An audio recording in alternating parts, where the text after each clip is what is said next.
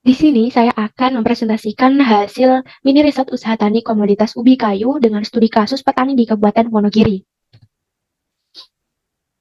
Untuk pokok pembahasan ataupun topik pembahasan pada hari ini yakni ada pendahuluan berisi latar belakang, rumusan masalah, dan tujuan.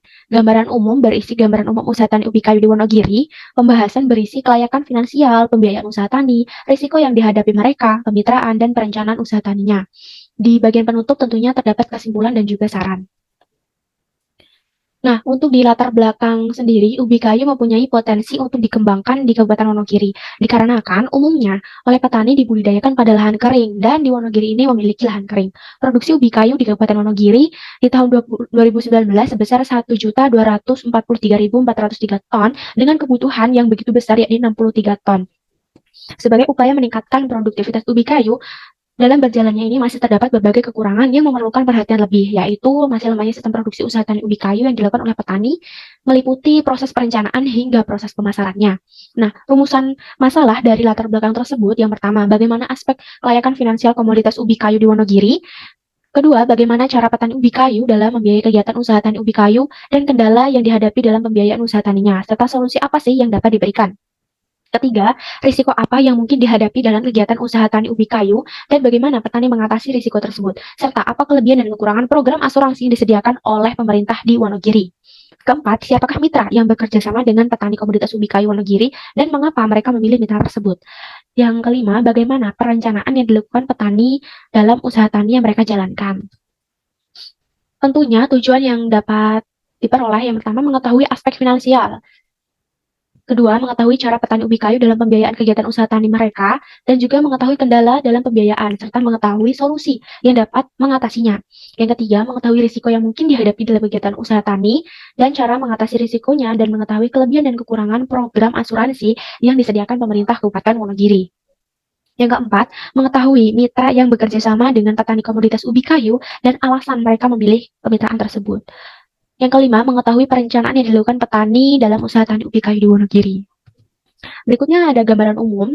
Petani di Kabupaten Wonogiri ini menerapkan teknik budidaya ubi kayu yang sesuai dengan kondisi daerahnya. Dikarenakan kondisi tanah di kawasan Wonogiri sebagian besar itu lahan kering sehingga mendapat perlakuan yang disesuaikan. Studi kasus pada hari ini yakni petani ubi kayu di Desa Jatirejo Girimarto yang bernama Ibu Sri dengan usia 40 tahun. Sebagian besar petani di Wonogiri menanam komoditas ini sebagai hasil usaha tani utamanya. Selain tanahnya yang cocok, juga ada faktor budaya di dalamnya. Sebagian masyarakat Wonogiri sudah terbiasa mengonsumsi ubi kayu sebagai makanan selingan maupun makanan pokok setara dengan nasi, yaitu timbul. Hampir semua petani yang ada ini menanam komoditas ubi kayu di lahannya, bahkan di pekarangan mereka. Nah, di bagian kelayakan finansial, di sini dapat diketahui tabel pertama, biaya tetap, biaya variabel, dan total biaya Ibu Sri di tahun 2018 hingga tahun 2022, yakni 5 tahun terakhir ya.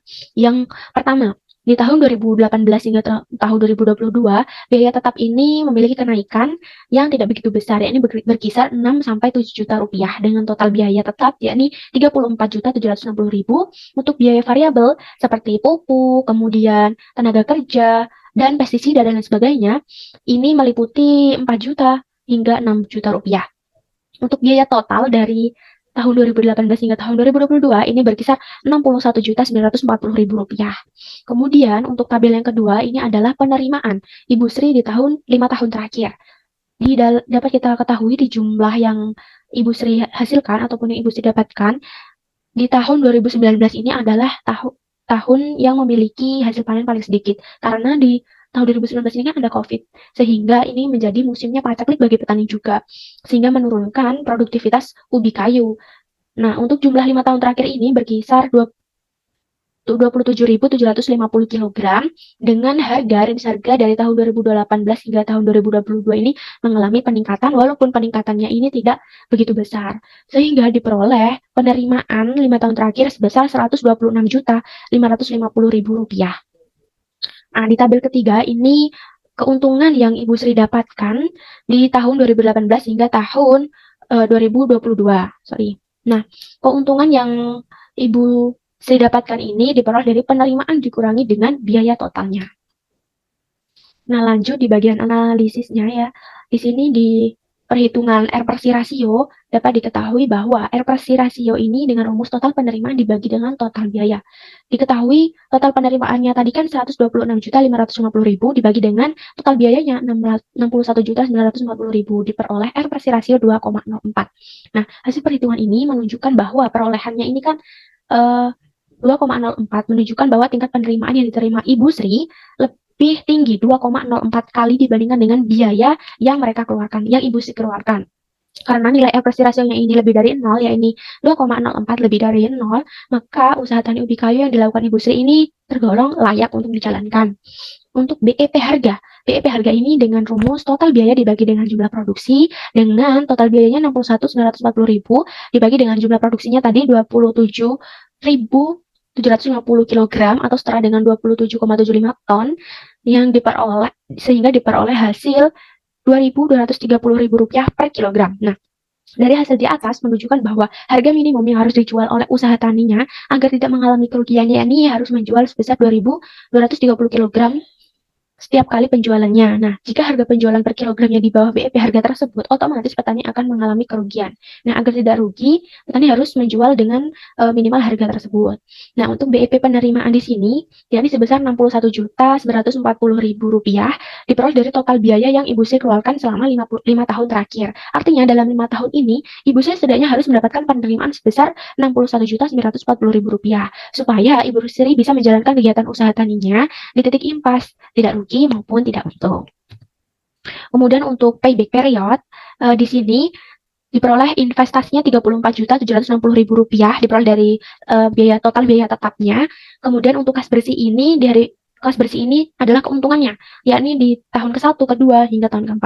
Nah, langsung pada rumusnya, yakni payback period sama dengan investasi dikurangi kas bersih tahun ke-1. Investasinya kan tadi Rp34.760 dikurangi dengan Rp10.793.793.000 diperoleh Rp23 juta sekian. Nah, di 1 tahun ini itu belum bisa mengembalikan biaya Ibu Sri. Kemudian di tahun kedua dilakukan perhitungan kembali, yakni diperoleh Rp18.417.000. Nah, ini kan masih kurang lagi, sehingga dikurangi lagi dengan kas bersih di tahun ketiga, yakni 13 juta. Masih kurang lagi. Nah, kemudian dikurangi lagi dengan kas bersih di tahun keempat. Nah, ini sudah menunjukkan angka minus 7 juta. Sehingga hasil perhitungan payback period ini, investasi yang dilakukan oleh Ibu Sri ini memerlukan waktu selama kurang dari 4 tahun, artinya 3 tahun lebih berapa bulan. Nilai tersebut kurang baik karena terlalu lama, teman-teman. Namun, hal tersebut dapat diperbaiki dengan meningkatkan produktivitas usaha taninya di tahun-tahun berikutnya. Umumnya, ini 3 tahun ini sudah harus balik modal. Kemudian adalah pembiayaan. Pembiayaan usaha tani ubi kayu di Wonogiri dari Tengkulak dapat menjadi salah satu opsi untuk memperoleh dana yang dibutuhkan. Nah, pembiayaan dari Tengkulak ini biasanya diberikan dalam bentuk pinjaman yang dapat digunakan untuk membeli bibit, pupuk, dan alat-alat pertanian yang dibutuhkan petani ubi kayu. Utamanya adalah Ibu Sri. Kendala yang dirasakan Ibu Sri ini sudah mulai ketergantungan terhadap Tengkulak sebagai sumber pembiayaannya. Nah, solusi apa sih yang dapat diberikan? Yang pertama adalah menggunakan KUR atau kredit usaha rakyat, di mana menawarkan suku bunga yang relatif rendah dibandingkan dengan kredit komersial, sehingga membantu mengurangi beban bunga dan meningkatkan keuntungan usaha taninya. Kemudian yang kedua ini menggunakan KUD, yaitu Koperasi Unit Desa. Nah, di sini dapat memberikan pendampingan dan pelatihan kepada petani untuk membantu pengelolaan keuangan usaha tani yang dijalankan dan juga memberikan solusi pembiayaan yang lebih sesuai dan dibutuhkan. Kemudian di bagian risiko usaha tani ubi kayu, yang dirasakan Ibu Sri adalah risiko perubahan iklim. Terjadinya kekeringan yang panjang seringkali menghambat produksi dan mengurangi hasil panen ubi kayu.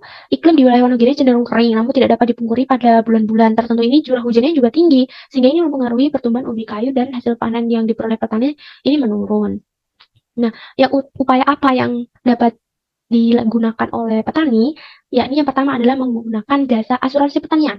Asuransi pertanian dapat memberikan perlindungan terhadap kerugian yang disebabkan oleh kondisi cuaca tersebut, utamanya kan tadi kekeringan. Yang kedua, petani juga dapat melakukan diversifikasi usaha tani dengan menanam tanaman lain selain ubi kayu untuk mengurangi risiko gagal panen. Biasanya tuh selain menanam ubi kayu, mereka juga menanam kacang tanah. Kemudian kelebihan dan kekurangan program asuransi pemerintah Wonogiri, yakni kepercayaan petani akan asuransi pertanian di Wonogiri itu dianggap tidak begitu penting. Hal tersebut menjadi kekurangan dan PR bagi pemerintah untuk meningkatkan kesadaran pentingnya asuransi pertanian. Serta menurut keterangan Ibu Sri, ada petani yang menggunakan jasa asuransi, namun proses klaimnya itu sulit dan lama dalam pemrosesannya. Kemudian di bagian kemitraan, Kemitraan petani bekerja sama tentunya dengan Poktan, kelompok tani untuk bantuan pendataan pupuk subsidi mereka. Karena kan di situ ada penyusunan RDKK. Nah, petani juga bekerja sama dengan CV Sumber Rezeki sebagai perantara penyaluran pupuk subsidi. Kemitraan berikutnya ini dengan pemasar ataupun pedagang lokal. Petani menjalin kemitraan dengan pemasar lokal atau tengkulak untuk memasarkan hasil panen mereka, namun harganya ini di bawah rata-rata. Nah, solusi untuk hal tersebut, yang pertama, kelompok tani di Jaterjo ini harus bekerja sama dengan badan penyuluh pertanian yang ada di Girimarto ataupun di kecamatan. Setidaknya mereka ini dapat memberikan informasi terkait program pertanian dan kebijakan pemerintah yang mendukung usaha tani ubi kayunya. Kemudian yang kedua ini dapat bekerja sama dengan pabrik-pabrik langsung. Karena di Wonogiri ini itu ada pabrik keripik singkong, ada namanya yang Selaras Enak dan juga pabrik keripik singkong Hoa. Nah, mereka dapat menjadi supplier bahan bakunya. Kemudian untuk perencanaan usaha tani ubi kayu di Wonogiri, sebenarnya itu tidak begitu detail, namun di sini coba saya jabarkan. Yang pertama, bagian pilih lokasi dan lahan.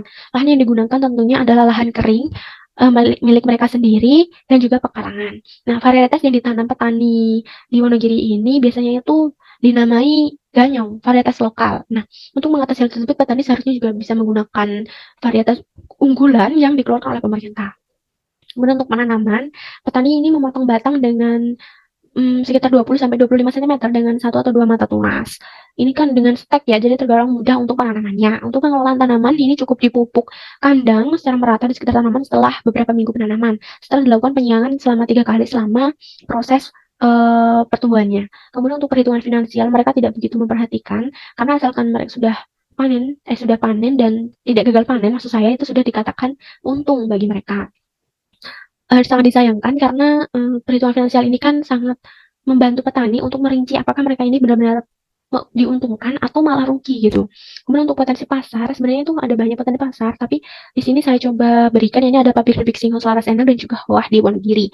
Untuk pemasaran mereka ini hanya memasarkan ke pedagang lokal dan juga tengkulak saja. Dan menjalin kemitraan mereka hanya bermitra dengan Poktan dan juga CV Sumber Rezeki. Berdasarkan rencana tersebut, petani ini masih memiliki kekurangan dalam proses produksinya, sehingga diperlukan peran penyuluh untuk mengoptimalkan produksi usaha tani ubi kayu, utamanya di bagian perencanaan. Di bagian penutup, kesimpulan, Kabupaten Wonogiri dikenal sebagai salah satu daerah dengan produksi ubi kayu yang signifikan hingga dijuluki sebagai kota gaplek. Nah, nilai air rasio yang diperoleh yakni lebih dari 2,04, maka usaha tani ini dikatakan layak. Nilai BEP penerimaan setidaknya harus bernilai Rp61.940.000. BEP harga minimum yang harus dijual agar usaha tani tidak mengalami kerugian sebesar Rp2.230.000 per kilogramnya. Payback period investasi Ibu Sri memerlukan waktu selama kurang dari 4 tahun. Jadi kurang baik karena terlalu lama. Kemudian pembiayaan usaha tadi diperoleh dari tengkulak, membuat ketergantungan sebagai sumber pembiayaan. Risiko yang sering dihadapi petani ubi kayu Wonogiri adalah perubahan iklim seperti kekeringan yang sering terjadi. Pemerintah setempat juga belum memberikan perhatian khusus dalam konteks penggunaan asuransi pertanian. Kemudian ada kemitraan yang dilakukan responden, ini hanya ke Poktan dan juga CV Sumber Rezeki sebagai perantara distribusi pupuk subsidi dan sebagai penyedia seperti obat-obatan dan juga keperluan yang diperlukan petani ubi kayu. Perencanaan yang dilakukan responden ini tidak spesifik, hanya sebatas menentukan pembibitan dan jumlah pupuk yang digunakan. Nah, saran yang diberikan ataupun solusi ya ini seharusnya Ibu Sri ini menggunakan kur maupun KUD sebagai sumber pembiayaannya agar tidak ketergantungan kepada tengkulak.